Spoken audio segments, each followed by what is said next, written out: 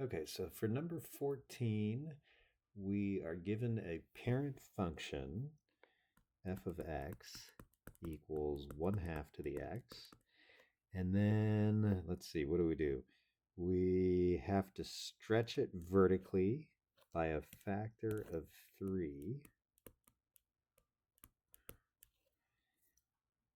Okay, to get some other function, and then that function would be y equals, so stretching by 3 is multiplying the y's by 3. So 3 times 1/2 to the x. And then we're going to translate by the vector 2, -1, which really means 2 to the right, 1 down. So that will get us to the function. I think that's our last transformation, right? Yes. So that will get us to the function g of x, which is going to be the y that I have here, except now the x got shifted 2 to the right, so that shows up as -2, and 1 down shows up as -1. So let's take a look at our charts, right? So x, y, we've got domain, we've got range, we've got an asymptote. 1/2 to the x, since the base here is less than 1, we've got a decay function that looks like that. So the domain is all real numbers. The range is y's that are positive, and the asymptote is 0. And if I plug in -2, -1, 0, 1, and 2, 1/2 to the -2, remember that negative exponent is like, if I want to turn it into a positive exponent, I just flip the inside. So that's 2 squared, which is 4. If I do 1/2 to the -1, that's really like 2 over 1 to the positive 1, and that's just 2. 1/2 to the 0 is just 1, because something to the 0 is 1. 1/2 to the first is 1/2, and 1/2 squared is 1/2 times 1/2, so it's 1/4. Okay, so then when I stretch by 3, I'm going to multiply the y values by 3. So our new chart for this function now is going to be, let's see, the y's stay, or the x's stay the same, and the y's get tripled. So this is now 12. This is now 6. The 1 turns into a 3. The half turns into a 3/2. I'm going to write that as 1/2. And the 1/4 turns into 3/4. And then since the x's didn't change at all, my domain doesn't change. Since the range had been positives greater than y is greater than 0, and I triple it, y is still greater than 0, and the asymptote doesn't change either. Okay, so when I translate 2 to the right, that's add 2 to the x's, and subtract 1 from the y's for the 1 down. And so for my final chart, let's see, adding 2 to the x's is going to go 0, 1, 2, 3, 4. And then adding or subtracting 1 from the y's is going to be 12 minus 1 gives me 11, 6 minus 1 is 5, 3 minus 1 is 2. This will be a half, and this will be 3/4 minus 4/4, so -1/4. The domain, I took all of my x's and I added 2 to them.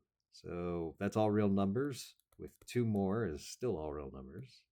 And then the y's went down by 1. And so then my asymptote also went down by 1. So at this point, let's see, what else do we, do we need to graph it? Yeah, we do. Okay, let's see. We've got the table of values. We need the end behavior. Okay, we'll do that in just a second.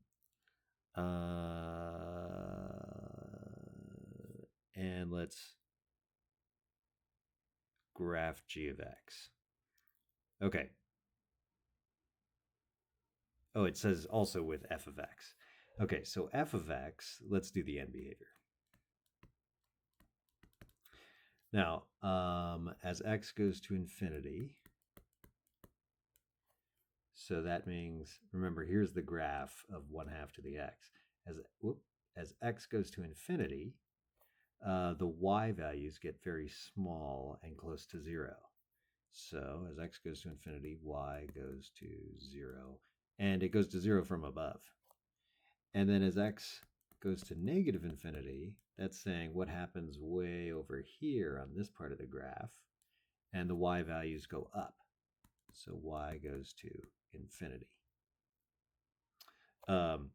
Okay, so then the end behavior for this chart really doesn't change at all, because all I did was I stretched the y values out by 3. So instead of looking like the original graph up here, right, like that, it's just steeper, right? It's 3 times as the steepness. So let's say here nothing changes, right? As x goes to infinity, y goes to 0 from above. As x goes to negative infinity, y goes to infinity. Now this last thing is it just ends up moving it a little bit. So it moves it down 1 unit and to the right 2 units. So when that happens, well, moving it left and right isn't really going to change this, right? Because moving it left and right 2 units, well, x is going to infinity, so moving it 2 units to the right, it's still going to infinity. But moving it up and down will change that.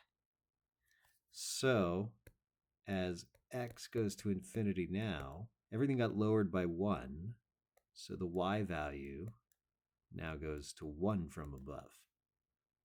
Oh, sorry, negative 1, because it went down 1. And as x goes to negative infinity, y is still going to, it went to infinity before. If I take away 1 from that, it's still infinity, because it's infinity minus 1. Well, that's still infinity. So that means that this picture, the original one looks like this. This one's going to be kind of the same thing, but times 3. So it makes it steeper, essentially. And then this one over here is now 1 unit down. So now it's the same picture as before, but 1 unit down and 2 units to the right. So I don't know, something like that maybe instead.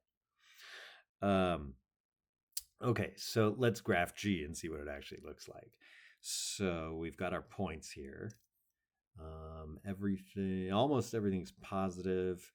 It's all positive for the x's and only a little bit negative for the y's. Y equals -1 as our asymptote. Whoop. Why is that writing so low? There we go. I've got the point 0, 11, so we'll go 1, 2, 3, 4, 5, 6, 7, 8, 9, 10, 11. And then we've got 1, 5, and I'll label these 0, 11, 1, 5, 2, 2 is right here, 3, 1/2, 4, -1/4. And then you know that it's got to approach -1, so it's going to look like this right there. Okay.